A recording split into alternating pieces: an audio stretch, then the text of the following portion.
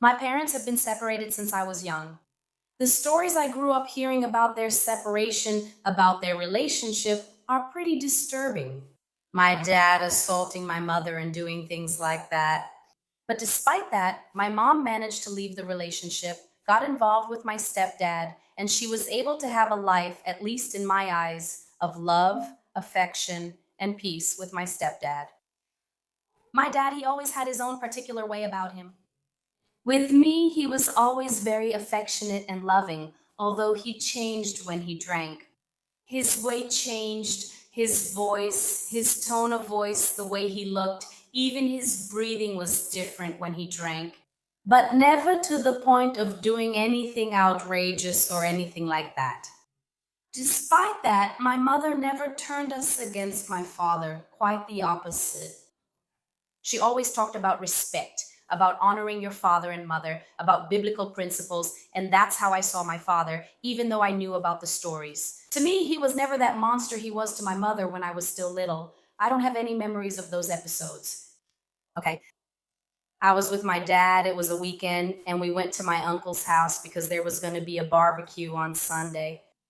I was there with my dad and everything until he started drinking. He had brought a friend with him. At a certain point, his friend asked to leave. My dad said, I'll take him downtown. My stepmother and her son went along with my dad. Time passed, and they still hadn't arrived until my stepmother called while I was at the birthday party. And she was desperate on the phone saying that my dad had yelled at her, that my dad was cursing at her and her son, that she hadn't done anything, that he was acting different. Of course, the alcohol had already kicked in. I talked to her, told her to stay calm and everything. My dad arrived, got out. She stayed in the car for a little while. Then, after a bit, she got out too and came after him. And then, okay, right, I turned to my dad and said that I wanted to leave. And at that moment, he started saying, why do you want to leave? And he started being totally aggressive with me. I admit that it was in a way I had never seen my dad treat me before in front of people because he was under the influence of alcohol. And then he started saying that I was a son of a bitch, insulting my mom. And right then I said, what do you mean? Why are you saying that? And he started saying that I preferred my mom. And then he started doing something that really, really hurt me, saying that my stepfather was no good, calling my stepfather all sorts of names. And it was really sad because my stepfather wasn't anything like what he was saying. My stepfather wasn't like that. And like not being able to defend or say anything, that actually started to hurt me. A pain like in my throat, like it was closing up. It felt like thorns. It felt like he was making a lump in my throat with what he was saying. It was hurting a lot. And then at that moment, almost as an act of self defense, I started telling him no. That he was the one who had assaulted my mom and that he had hit my mom when they were together. That he almost killed her by beating her, because that's the story I've heard since my childhood. And then at that moment, he looked me in the face and said to me, I really almost killed her. The only reason I didn't was because she ran away. Guys, he looked right into my eyes. That broke my heart so much, into so many pieces. I was so upset that he looked at me and confirmed that he almost killed her and only didn't take her life because she ran away. Like, that's really heavy. When you look at someone with love and suddenly they say such striking things, it's hard. And then, at that moment, I looked at him and said, how could you have the nerve that he was a coward, especially because my stepmother had been beaten by my grandmother, his mother, her mother in law?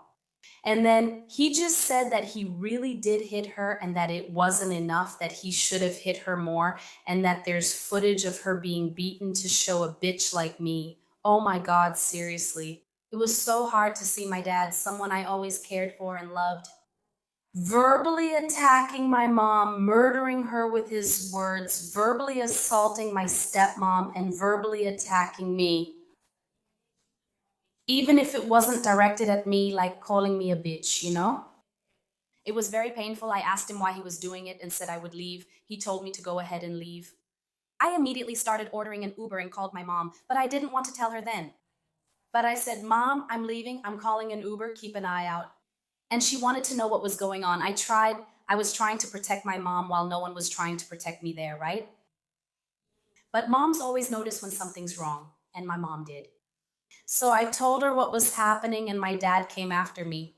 He showed up as I was heading to the front gate of the condo complex saying, "I'll take you." I said no. He looked at me and said, "I'm not your father."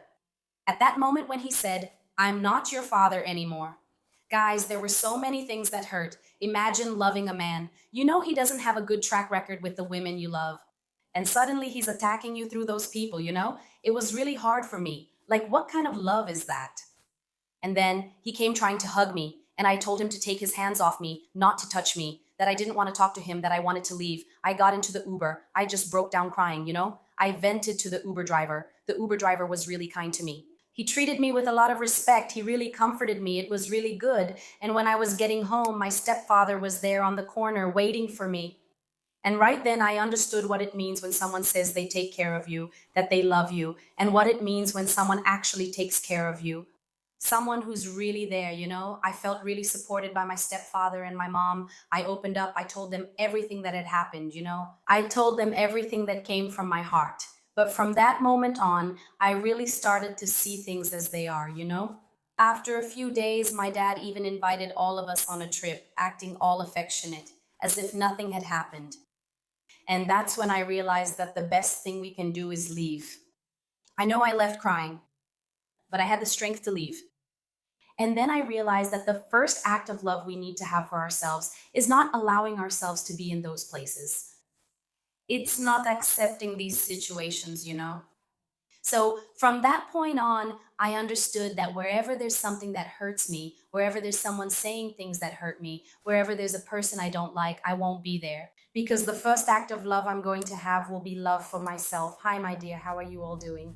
I brought up this story because many times we find ourselves in the middle of relationships between parents and children, right? We're subjected to parental alienation. We take sides, we defend one side. And stories like this show that many times we are even raised to love our father or love our mother, even if they weren't their best selves in our lives. But when we grow up, they reveal themselves. Even for you who are a mother or a father who believes that poisoning your child's mind because the father wasn't what you expected and then you badmouth the father to the child, it's not worth it. Because when that child grows up, when they become an adult, they will have their own experiences with that person, whether it's rejection, abandonment, or love. How many stories do we see that are the opposite, right? The mother really poisons the child's mind, or the father does. The child grows up and ends up having a loving relationship with both parents, so it's very complicated. That's why I say the best thing is to let everyone live their own experiences. And it was very interesting the way she chose not to stay there, not accepting being a victim of her father, because for sure the stepmother is. Because if the stepmother suffers verbal abuse, gets insulted, the guy is drinking, saying she didn't support his mother enough, and she stays in this marriage, it means she's repeating this same pattern. The mother, for having been a victim of the father, stayed in this cycle until the moment she left and found a new relationship.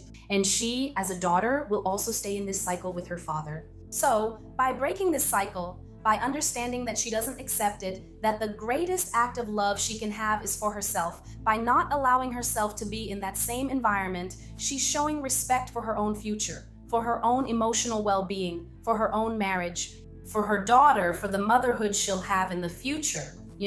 It's a way for her to protect an entire lineage.